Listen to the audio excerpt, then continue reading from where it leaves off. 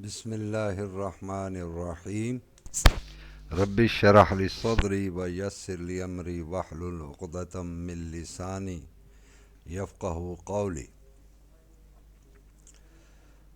I am Dr Mudassir Shahbaz, Associate Professor, Sahara Medical College, Narwar. Today we are going to discuss about the anterior compartment of the leg. Before starting our lecture, you can feel the leg, your leg, right or left. It's starting below the knee joint, and you can feel the condyles of tibia. If you go down, the bulk of muscle is more posteriorly, and you can feel the interior border of the tibia up to the ankle.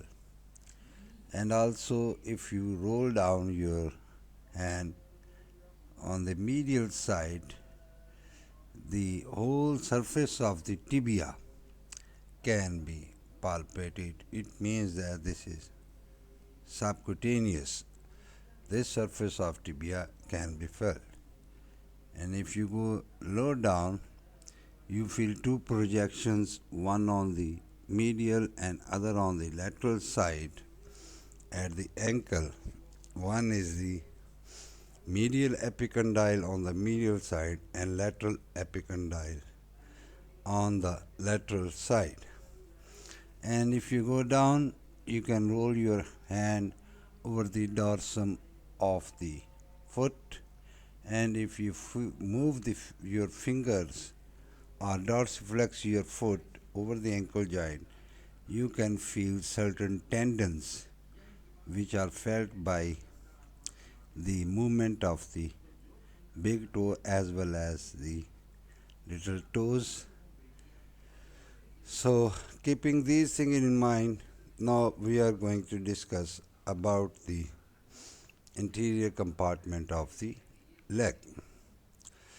So, here we can see the anterior compartment of the leg covered by the skin, and certain markers then can be appreciated over the leg. Here in this slide, we are seeing that here is the patellar ligament which is attaching over to the tibial tuberosity. It is coming from patella. Above it was the quadriceps tendon which is attaching to the upper border of the patella from the inferior border, lower border. The patellar ligament is coming down and attached to the tibial tuberosity. Here we can see that the main bulk of the posterior part of the leg is the gastrocnemius muscle, which is forming the main bulk of the posterior side. And here this surface of the tibia is subcutaneous, which you can feel over your own body. And the anterior compartment is lying mainly lateral. Here is the anterior border of the tibia, which you can feel on your own body, and lateral to it will be the tibialis anterior muscles moving towards the foot. Here is a medial malleolus, and here is a lateral malleolus, and anterior to the medial malleolus is starting the great saphenous vein. On this side, we are seeing that while you can see that these big toe and these four toes, they are dorsiflexed by the muscles, and by doing that, certain tendons they become apparent, and which you can feel on your own body also. Laterally, the four tendons of the extensor digitorum longus muscle, 1, 2, 3, 4 muscles, which are going to the lateral four toes. And to the big toe, a big tendon is coming down and inserting to the phalanx, and this is the tendon of extensor. hallucis longus, which you can feel on your own body.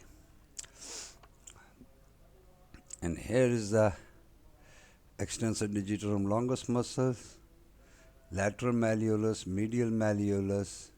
These are the veins, small tendons, and here are the veins prominent. In this area, which is lateral to the tendon of extensor hallucis longus and medial to the extensor digitorum muscle tendon, is a site where you can feel the pulse of dorsalis pedis artery, means artery which is at the posterior dorsum side of the foot. So by appreciating these structures over your own body, then we see that the cutaneous nerve supply of the leg, anterior part of the leg. We know that this nerve, saphenous nerve, which was a component of content of adductor canal, leaves the adductor canal, piercing the fascia, and then becoming the cutaneous nerve, supplying the medial side of the medial side of the leg and part of the posterior side of the leg, and this is having L3 and L4 component. Lateral to this, above, is the common peroneal nerve, and while we were studying the popliteal fossa, we have seen that sciatic nerve is divided into two parts, tibial and common peroneal part. The tibial nerve was moving between the heads of gastrocnemius, entering into the posterior compartment, while the common peroneal nerve moves laterally, winds around the head of fibula, and here is the area which is supplied by common peroneal. This is area which is common peroneal nerve, L4 and S2. If we come down laterally, we see that this area, yellow area, except this small area on the little finger, little toe, all the area is supplied by superficial branch of common peroneal nerve, L4 to S1. And the area here is a small area, the web between the big toe and the first small toe is this area, first web area, is supplied by deep peroneal nerve part of the common peroneal nerve. And laterally here around the little finger, sural nerve, which is branch of tibial nerve, supplies the lateral part of the foot. So here is the cutaneous nerve. By checking this, we can check up to from L3 to to S2 level of the nerve supply of the cutaneous, S2 level of the nerve supply of the spinal cord, coming from the spinal cord. So one nerve is lateral cutaneous nerve of cough, common branch of common peroneal nerve. Other is superficial peroneal nerve, and then the saphenous nerve, and a small area by the deep peroneal nerve. And these can be appreciated well when you have a paper with you and you can draw this on the paper and draw the area and try to label it, the area. Then I think so, by recalling this will be permanently memorized by you. As in the thigh, we have seen that the thigh has a superficial fascia and deep fascia, and deep fascia in the thigh was named as fascia lati, and the same deep fascia comes down and also covers the leg and the foot, and this fascia, deep fascia, is named as crural fascia. Around the leg is a tough deep fascia, and it is covering all over the leg, and from this deep fascia then the septas move inside, attached mainly to the fibula, because border of here, the border of tibia is subcutaneous, and the two bones, they are connected to each other through the interosseous membrane and dividing into different compartments. Another part of the fascia which is coming from the tibia medial side and is a curved one and attached to the lateral border of or posterior border of the fibula. It is dividing further the posterior compartment into superficial one and deep. And when it goes down here around the ankle, so it will form a reticula, which similar reticula which was thickening our deep fascia, as we have seen while we were studying the wrist joint. And there was a flexor retinaculum and extensor retinaculum. So here on the anterior side there is a superior extensor retinaculum and inferior extensor retinaculum. These are named extensor in spite of their lying anteriorly extensor because they are covering those structure which will dorsiflex or extend the foot.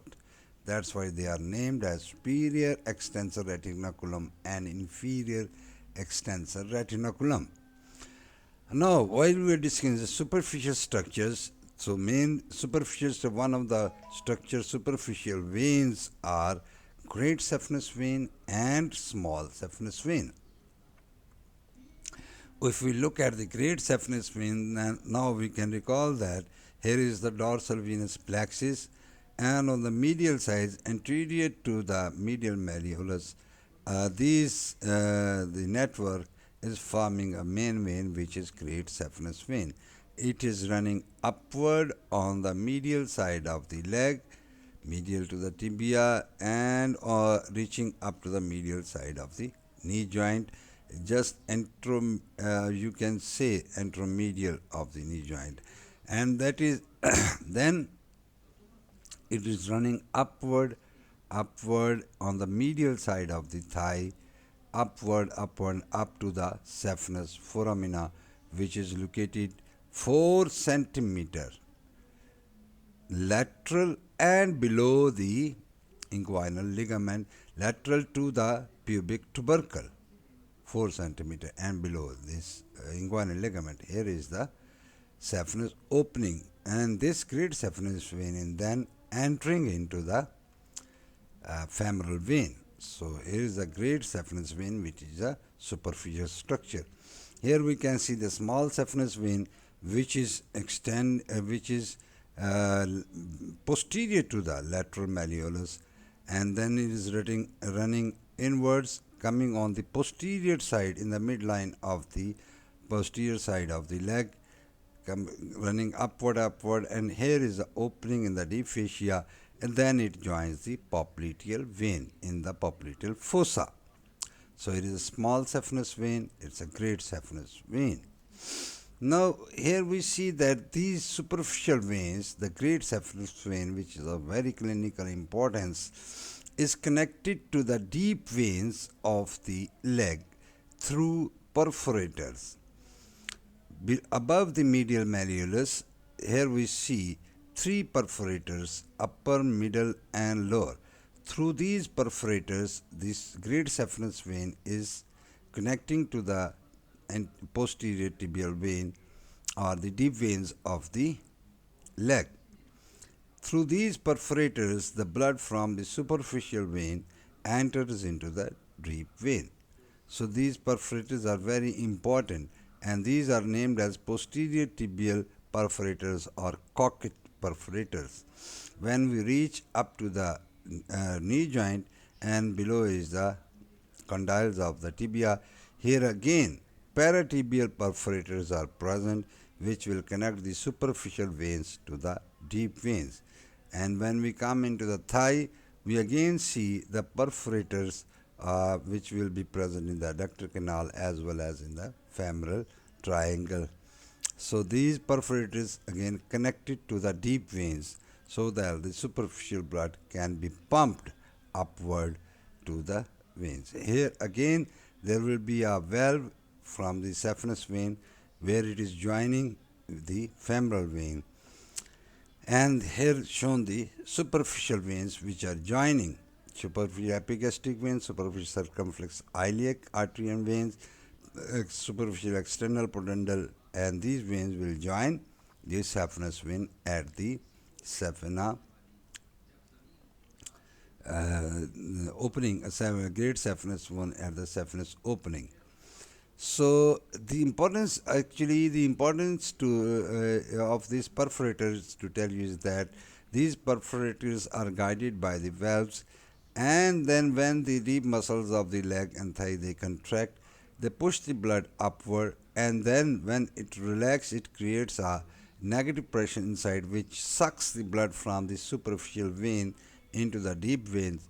And if these perforators they are damaged, the blood will pool back into the superficial system, and the superficial vein they will enlarge and become varicose. So they will swell up. There you can then you can see on the leg of the patient the swelling of the superficial veins. The further we will see when we will discuss the clinicals of the great saphenous vein.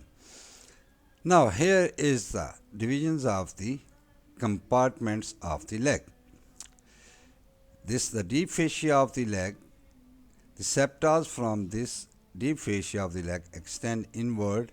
The two bones they are connected with each other through interosseous membrane. So here is an anterior intermuscular septa from the deep fascia and is attaching to the tibia. Here is a lateral or posterolateral septa which is attaching to the tibia. So here then it divides the leg into main three compartments. One is the anterior one, other is the lateral one, and a posterior to it. Medially here it is attached to the tibial border, posterior border of tibia, or medial posteromedial border of the tibia.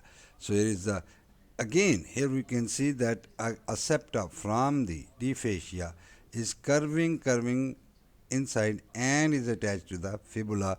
So dividing further in posterior compartment into two parts, one is the deeper one, other is the superficial one.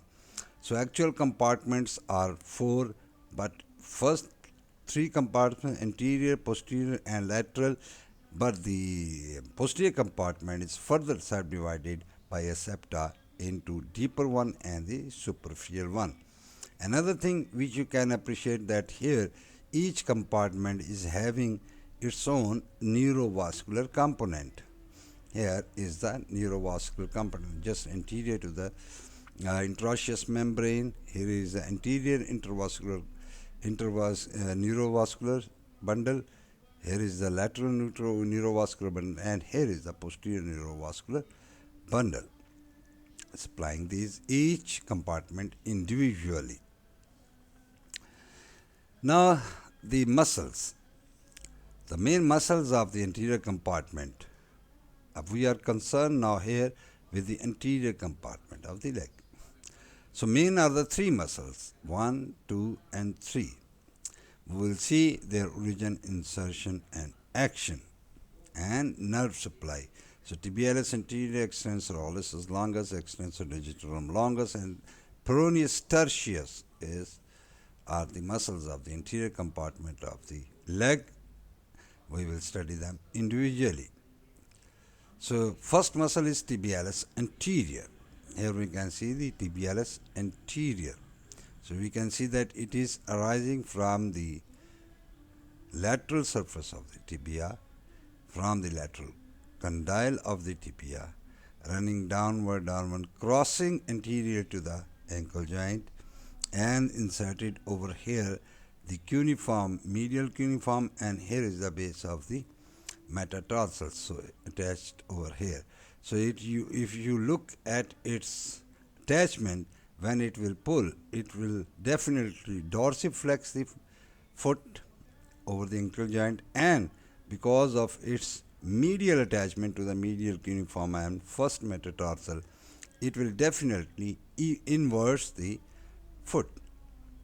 So two actions, and this muscle is supplied by the deep fibular nerve or deep peroneal nerve, branch of the common peroneal nerve. Extensor digitorum, rising from the lateral condyle of tibia and the medial surface of the fibula, because fibula is the lateral bone, medial surface of the fibula, coming down, crossing the anterior to the ankle joint, dividing into four tendons, one, two, three, four tendons, attaching to its respective phalanxes, distal phalanx, into the toe.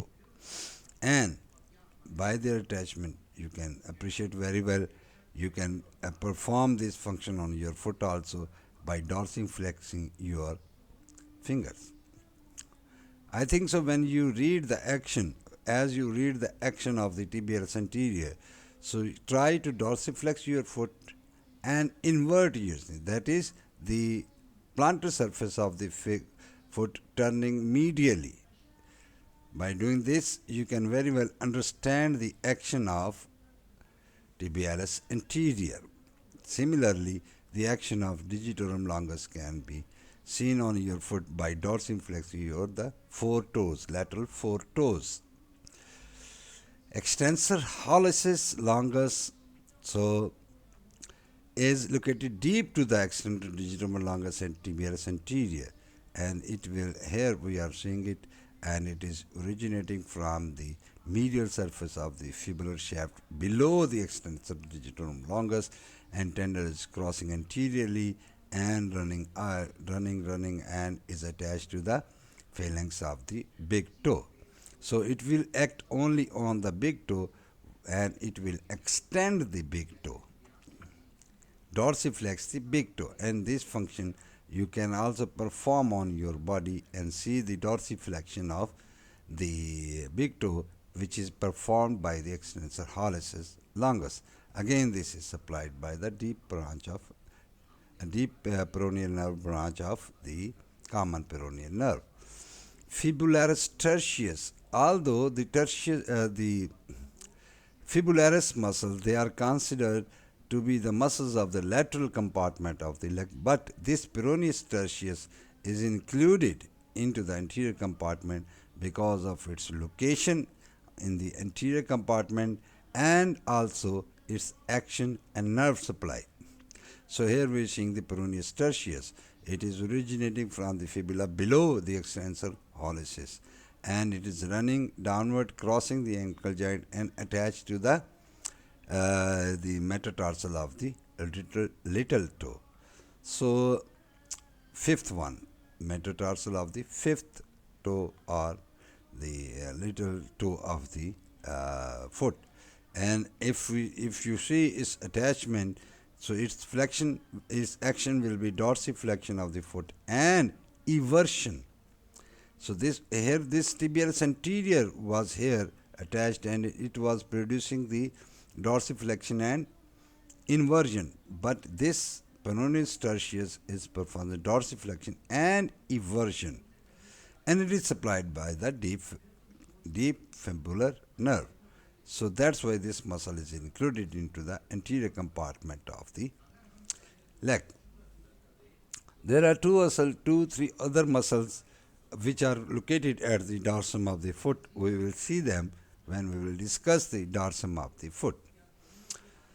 So if we revise ourselves by seeing and if you have the atlas with you opened up in front of you while you are listening my lecture, so you can now recall the origin, insertion and action of the muscles on the by seeing the muscles on the atlas, and try to recall this two attachment, proximal and distal attachment, and perform the functions, the actions of the muscles on your own foot, on your own body, so that you can completely recall these structures. And one thing that should be remembered is that all the muscles are supplied by deep branch of common peroneal nerve, which is a branch of sciatic nerve in the popliteal fossa. So all these muscles are supplied by the muscles of anterior compartment of the leg are supplied by deep peroneal nerve, deep fibular nerve, deep peroneal nerve. In some books, because the nerve is located on the fibular side, so that is named as fibular nerve. Another name for this nerve is the peroneal nerve. Peroneal nerve. Here is shown the structures of the anterior compartment of the leg which are passing under the retinacula. Here is the superior extensor retinacula and inferior retinacula. So you can name these structures that the tendon of tibialis anterior, tendon of extensor hallucis, tendon of extensor digitorum, and tendon of peroneal.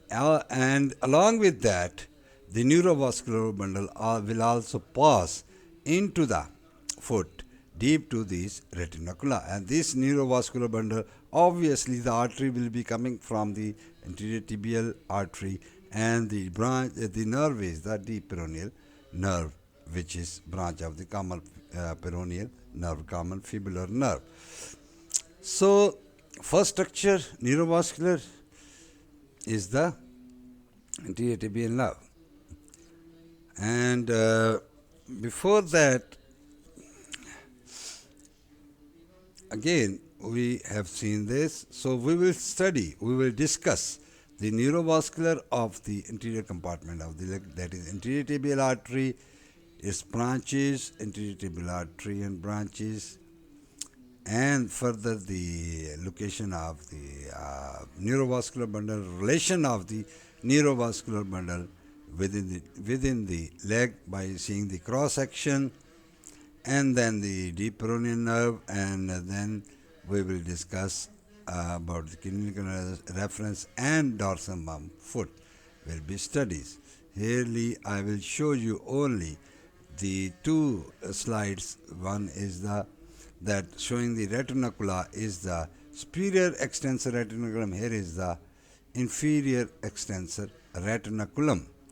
And these retinacula, the superior one is attaching to the two bones, that is the laterally fibula and medially tibia, and lower part of the tibia and the lower part of the fibula. And the function is that the extensor tendons, which are lower end of tibia during their contraction, and it prevents the spring out of the extensor tendon during their contraction. This superior extensor retinacula and inferior extensor retina, it has a wide stem, and the two medial stems. It's a Y shape. The stem of this is attached to the below. Here you can see lateral is below the lateral malleolus, so it will be attached to the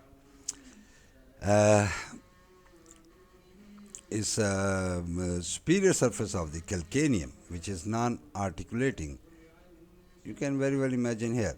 And its two band, the upper band is attached to the medial malleolus, and lower band is moving downward into the and is attached to the plantar ponderosus.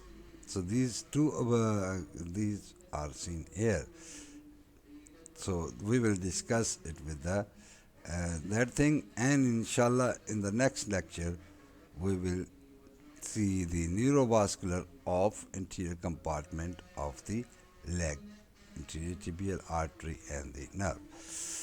So inshallah, and again the advice is the same one, that as you read or try to perform the function of the muscle on your own body, try to feel as much as structure you can feel your own body, and always have a atlas or the diagram from the book with you to understand it completely, the actions and insertions of the muscles. And while doing such a practice, try to label the simpler diagrams as much as you can. In my opinion, this diagram, that is the cross section of the, and this is a diagram of the veins, that should be drawn by you. This diagram is very simple to draw, showing the compartments and the fascia of the leg. So you can draw it well on the paper besides you. Always make it habit to draw this in a very simpler way. their diagrams need not to be very much highly sophisticated or something like that, but they should be attempted by every student. Simpler diagrams, they should be attempted by the students. These two, and along with that, these diagrams, this diagram and this diagram. I will advise to the student that they should draw it on the paper and recall the structures, and they will understand more the structures. Thank you very much. Inshallah, in the next lecture, we will discuss about the neurovascular of the anterior compartment of the leg and also the dorsum of the foot. Inshallah. Allah Hafiz.